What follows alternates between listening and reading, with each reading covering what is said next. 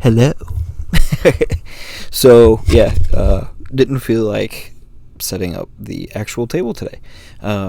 So as you've noticed in the past like couple of videos, probably two tin roof videos, we got some exercise equipment over here. My back's hurting because of said exercise equipment over here. Trying to do better, and yeah, so feeling a little beat up. So we're gonna recline back a little bit here. We're gonna chill. We're gonna rest. I just got done with a workout. Pretty excited about it. And we're gonna talk some music, particularly country music. We might look at like some new releases and stuff that I need to listen to metal wise. This week's been kind of crazy. Every week's crazy nowadays, it seems like. So the one thing in particular that I wanted to talk about today, we'll get to here in a little bit. But so in my mayhem last night, I got up to take care of business, and whenever I did, I was like, I'm gonna look at some stuff on the old. I am gonna have to charge my iPad. Why did it not charge? Excuse me, we're having a technical difficulty here. Alright, crisis averted. So, that being said, yeah. Where were we? Oh yeah, we were talking about country music and getting up in the middle of the night. So, I got up and I noticed something that I thought was incredibly strange.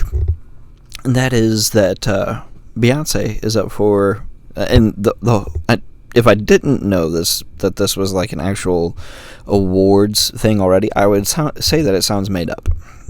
So Beyonce is up for 17 People's Choice Country Awards. Why is she up for 17 People's Choice Country Awards? If her country album that's not country actually sounded good and was classified, that it was classified by her, not by anybody else, but classified by her, that it was not a country album. Okay, so it's not a country album, but she is up for 17 country awards. Do what? There's no reason for that. For several reasons, obviously. The main one being it's not a country album. But I was not a fan. I tried to listen to it and I couldn't do it. Props to Shabuzi, who is on there though. Shout out to that guy, because that dude's music is fire. But I personally just couldn't get down with the Beyonce album. And more than likely, if you're a fan of the show, you probably don't either. More than likely. Not all of you, but maybe a good chunk of you. But that being said, we can definitely discuss the new album that is sitting at number 1 on the Apple charts, and that is Post Malone's F1Trillyuns. It's sitting number 1 on all charts, not just country. And it is a country album. And I know a lot of people were like, where's the features with Dwight Yoakam and Randy Travis and all these other things? And, he's not country. He's doing stuff with Luke Combs and Morgan Wallen and everything else. I'll tell you what, the Luke Combs and Morgan Wallen songs slap, and they sound fairly country to me. And not only that, the dude got to do a love song with Dolly Parton for this new album, F1Trillyuns.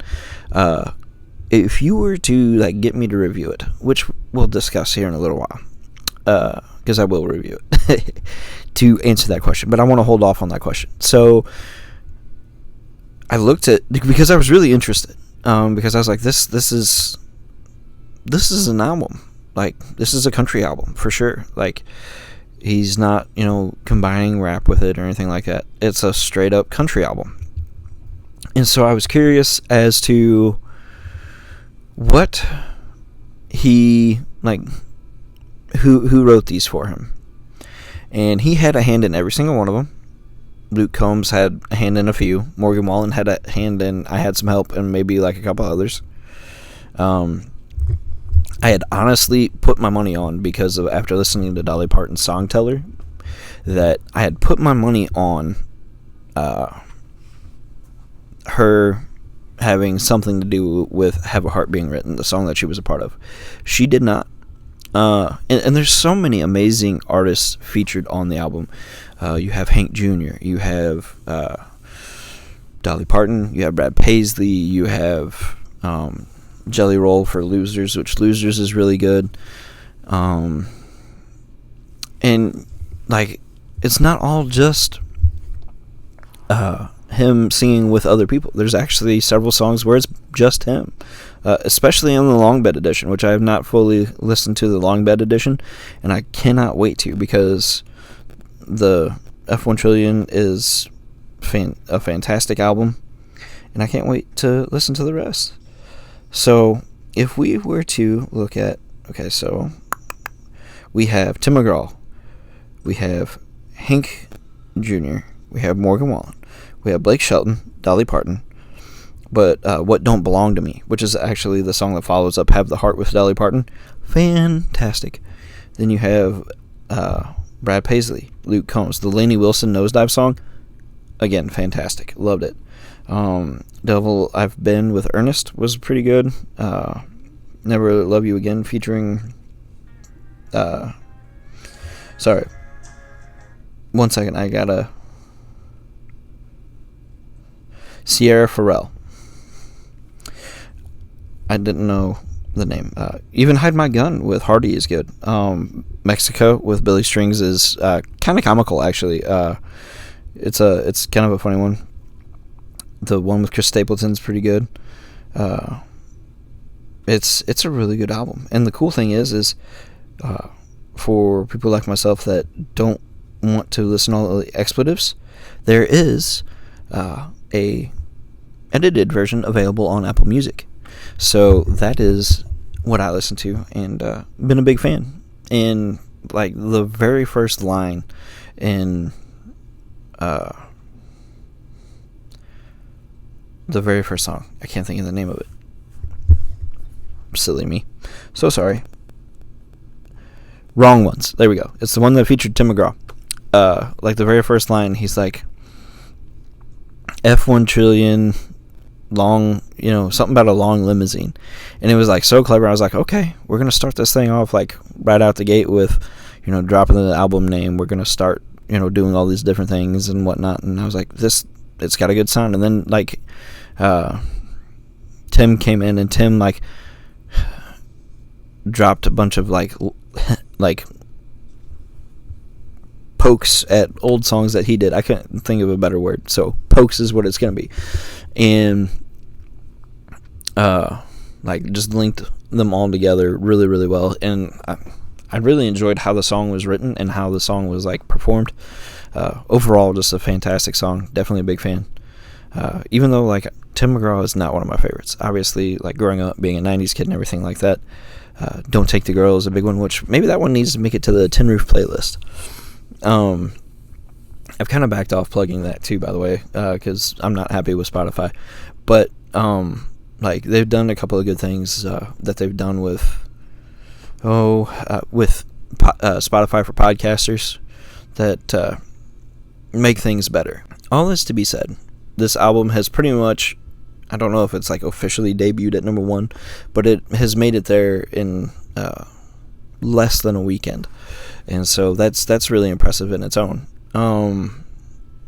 Man, I super happy for Post, especially since I saw an interview clip that he did like just recently where he was talking about like how down and depressed he was, and I hate that for anybody. And thank you for putting out this absolutely amazing album.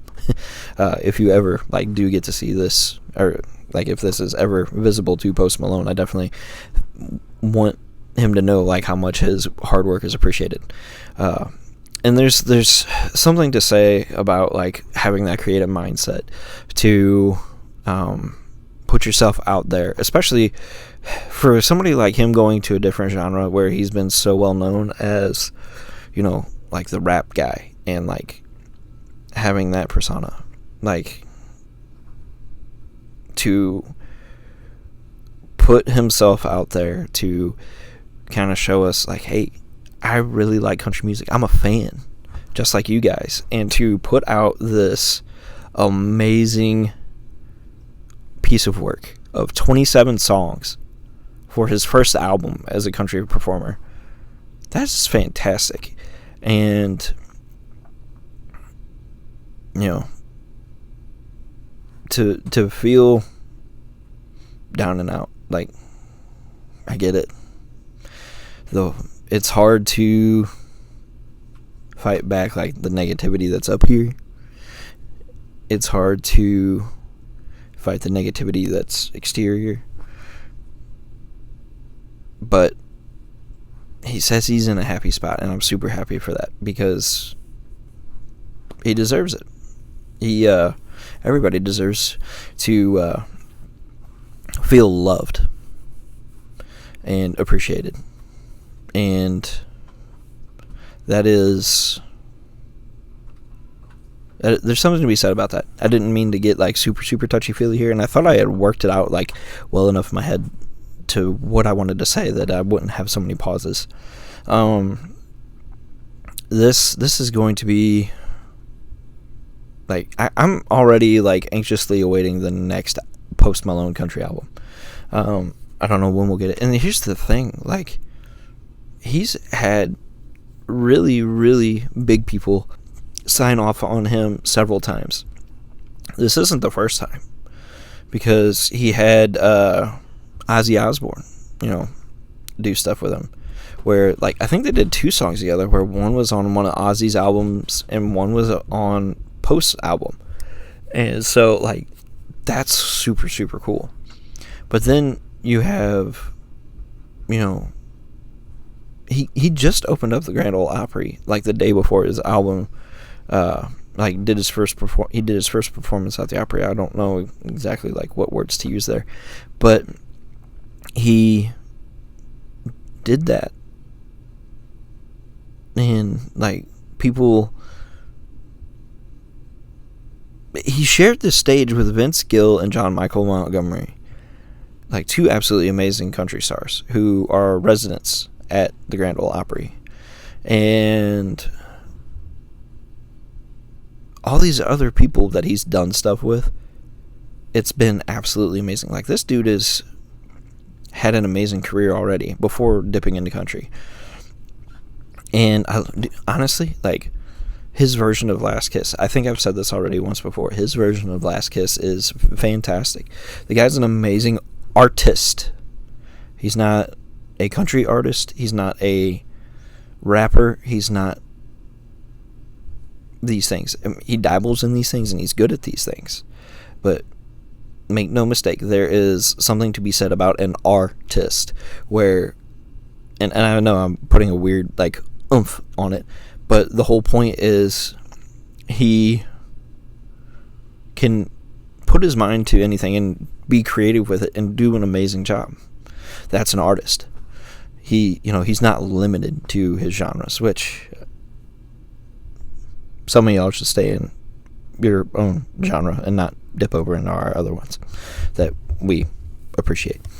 But that being said, like, I'm super stoked on these guys that are coming over from rap that have done amazing with country. Jelly Roll being one of them, Post being another, Shabuzi. Like, these guys are doing fantastic, and I'm a big fan. Let It Burn is a big song in this household, and I'm happy about that, because it is such a fantastic song, and it's catchy. It makes you think, gives you an appreciation for the genre. There's so much to be said about just all of Shabuzi's songs. They are good. Same with Post. Jelly Roll, for the most part, I've liked most of his country stuff that he's done. It's such a weird time. And Luke Combs, like, to not leave him out, that dude has put together some really cool stuff here lately. I really love the Fathers and Sons album. that he's put out. Like, Ain't No Love in Oklahoma is good, which music right now is just, I think it's in a good spot. I think we're having like our own little resurgence of a renaissance of sorts here. Like, obviously, like the 90s, we had so many bangers, like so many songs that belong on like back in the day whenever we'd go to Walmart and buy a greatest hits album. You remember that? Like, so many songs back then like made it to those. Like, we were getting a new greatest hits album like every other week from people. Like, this week it's Tim McGraw, next week it's Kenny Chesney, the week after it's Randy Travis. Like, just bam, bam, bam, bam, bam, because there were so many good songs coming out in the 90s. And now we're looking at kind of another, like, honestly, like a heading back towards that in a sense, because so many of these artists are like, no, this pop country thing's not going to work for us, and bringing it back to what it should be. I think Luke Combs is one of those, which I can't believe I'm saying that, because I did not think that a few months ago, and I will hold myself to that. But then, not only him, but then you got, Morgan Wallen doing his thing. You got, Upchurch has made some really good country stuff. Post Malone, Tyler Childers has made some really amazing, Appalachian, themed country stuff that's fantastic. Sturgill Simpson, Ian Noe, Charlie Crockett, the Steelwoods, the Red Clay Strays, Turnpike Troubadours, Jimmy Johnson still exists, Dolly Parton still exists. Like, these country's in good hands. We just got to know how to look for it. And I was super thankful for that. But we need to kind of move on here towards the wrapping up. We're going to start heading that direction with this episode with a couple of things. I want to do a small throwing dirt section. At the beginning of the video, you saw like, if you're watching this on YouTube, you'll know what I'm saying. At the beginning of this, you saw a thing that said, in memoriam of Scott Bloomquist. If you don't know who Scott Bloomquist is, he was one of the best dirt track racers out there. And I guess it was Friday morning, I opened up my phone to see that Scott had passed. And it was a very unfortunate thing, untimely, so to speak, as far as how it happened. He died in a plane crash. On top of liking to race late models really, really fast and really, really well, he liked vintage airplanes, and unfortunately something failed or what have you, and Scott went down. So we here at Tin Roof would like to extend our apologies and our deepest sympathies to the Bloomquist family, and we hope that things get better for you in the near future, and your family is in our prayers. That being said, last night was the back to school bash there at Charlotte, and I gotta tell you, I haven't even seen anything from freestyle, but they wadded up 2 trucks just trying to win the racing finals. I think Dalton Winder in Jurassic Attack came up short and ended up stuffing it in the over-under jump, like right into the bus. And then John Zimmer Jr. wrecked his truck trying to win the race. And so definitely a very, very wild... Whoa. Hang on. I bumped a button. Sorry about that. Okay, so it was definitely a very, very wild finish. So that's pretty much what I have for throwing dirt. What we got coming down the pike, I'm not 100% sure. I know we're going to talk music. I know we're going to talk racing. But since this week was very much focused on country, I would kind of like to focus on metal next week. So what do we got? What we got coming? I've listened to some new Opeth this week. I've listened to a couple of new songs by like Black Dahlia Murder and Hammerfall. But let's see. Probably listen to the new Dark Tranquillity. Trench has a new one called Between Inverted. There is new Mushroom Head out. I might look into that. I need to listen to the rest of the album from Hammerfall.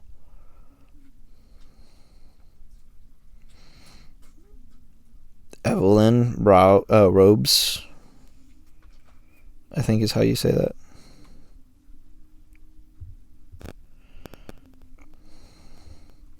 And Aphelion. I'm probably going to listen to them.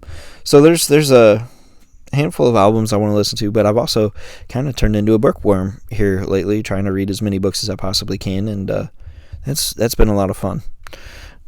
But that being said, I think we're going to kind of wrap it up and say goodbye for the day, and we will talk more music as well as whatever else we want to talk about right here under this tin roof next week. Thank y'all. Have a good one.